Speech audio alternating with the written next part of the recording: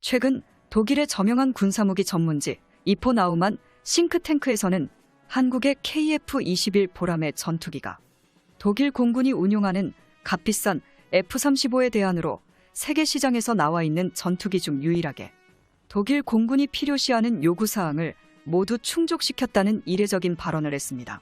실제로 독일 공군은 현재 30대 정도 소수의 F-35 전투기를 제외하고 보유한 전투기 중 4세대와 5세대 사이에 있는 KF-21 전투기 같은 포지션이 존재하지 않는데요. 그나마 독일은 울며 겨자 먹기로 실패한 유로파이터 전투기의 업그레이드 형태로 4.5세대 기체를 온전하게 구현해보려 했지만 가장 근본적인 문제, 전투기의 디자인의 한계성으로 인해 세미 스텔스 기체 형태를 갖추지 못하여 KF-21 전투기가 유일한 대안일 수밖에 없다고 설명했습니다.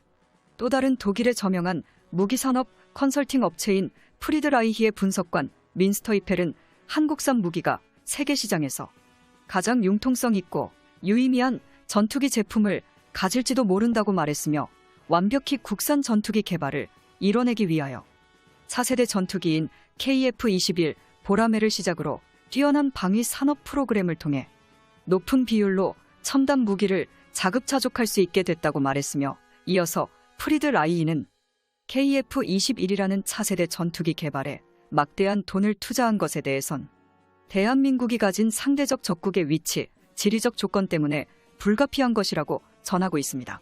이러한 이유로 인해 한국은 KF-21 전투기라는 가격 대비 성능이 뛰어난 독자적인 전술기체 개발에 성공하였고 독일의 나우만 싱크탱크는 독일 공군이 KF-21 보라매로 노후화된 유로파이터 전투기뿐만 아니라 30여 대의 F-35 전투기의 화력 지원까지 모두 대체할 수 있을 것으로 기대하고 있는데요. 독일 언론과 싱크탱크 칼럼이 설명한 것처럼 KF-21 전투기는 최소한의 가격으로 중국산 전투기를 전부 압도해버리는 장점을 지니고 있으며 독일 역시 유럽 지역에서 러시아 공군을 제압하기 위해 값비싼 F-35 전투기 추가 도입 대신 KF-21 전투기를 유력한 후보로 보고 있습니다.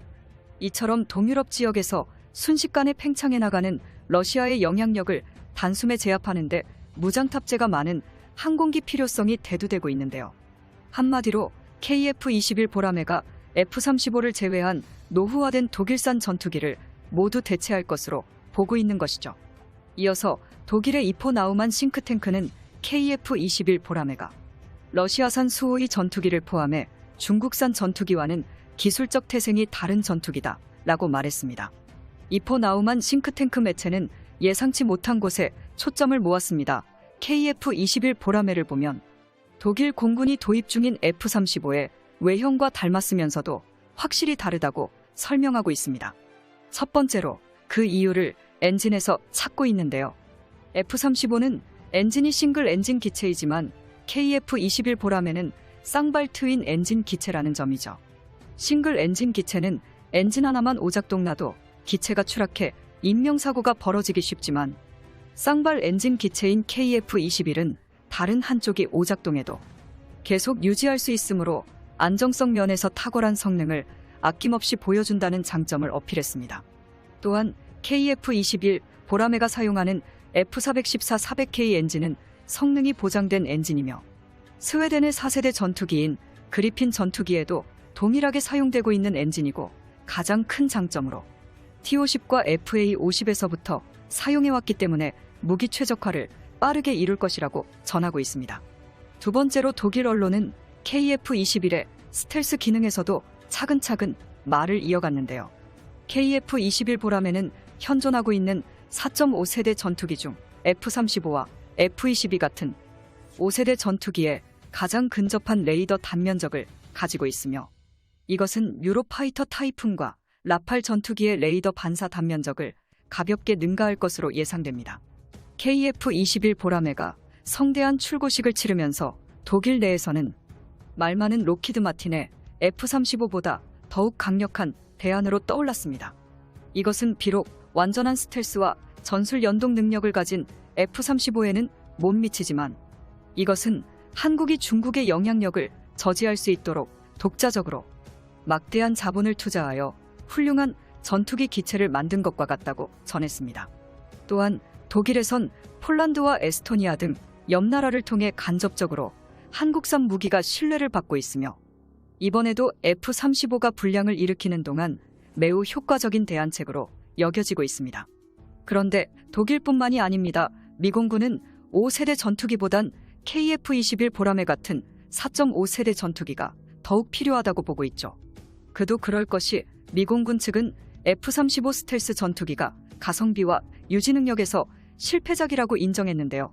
미공군은 냉전 시대부터 쌓은 노후화된 F-16을 대체할 목적으로 F-35를 개발했지만 너무 하이엔드로 만든 나머지 F-22 랩터와 비교해봐도 포지션이 애매하다고 미 공군 참모참장 찰스 브라운 주니어가 F-35의 포지션 조절을 실패했다고 인정했습니다.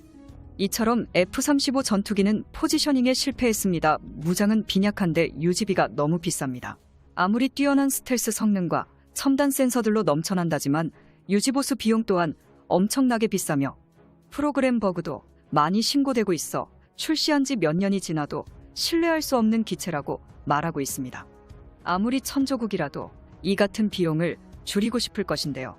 록히드 마틴에게 제대로 뒤통수를 맞은 미공군은 당장 노후화된 F-16을 대체하기 위해 1800대의 F-35를 도입하려고 했으나 15년이 지난 지금 250대만 도입하는 것에 머물렀다고 말했습니다. 찰스 브라운 주니어 미 공군 참모 총장은 우리는 한국의 중형차 같은 일상적인 전투기를 원했다. 하지만 우리가 받은 F-35는 스포츠카 같은 성능에 잔고장이 많았다며 스포츠카는 출퇴근용으로 매일 운전하는 차가 아니라 일요일에만 운전하는 것이다라며 스포츠카 같은 F-35를 로우엔드급 싸움에서 사용하지 않도록 확실히 하고 싶다고 언급했습니다. 그렇게 강력한 가성비로 KF-21 보라매는 미 공군이 원하던 매일 운용에도 부담 없는 데일리 기체인 것입니다. 또한 개발 과정에서 록히드 마틴과 협업을 했기 때문에 미 공군 파일럿에게는 익숙한 플랫폼이라는 것이죠. 전투기로는 콧대 높은 미국이 자국산 전투기 대신 전투기 후발주자인 우리나라의 전투기를 운용한다면 당분간 미국이 더 좋고 저렴한 4.5세대 기체를 개발할 때까지 엄청난 판촉 효과를 볼 것입니다. 만약 우리 한국이 주변의 만류 때문에 KF-21 전투기 사업이 자초되었다면 지금과 같은 선택을 할 수 없었을 것이며 오늘날 대한민국의 군사력은 이제 세계에서 그 어떤 나라도 함부로 감히 우리를 건드리지 못할 정도로 강력해졌군요. 군사정보 채널 대고구려 제국 구독과 알림 설정 진심으로 감사드립니다. 그럼 다음에 또 만나요. 최근 독일의 저명한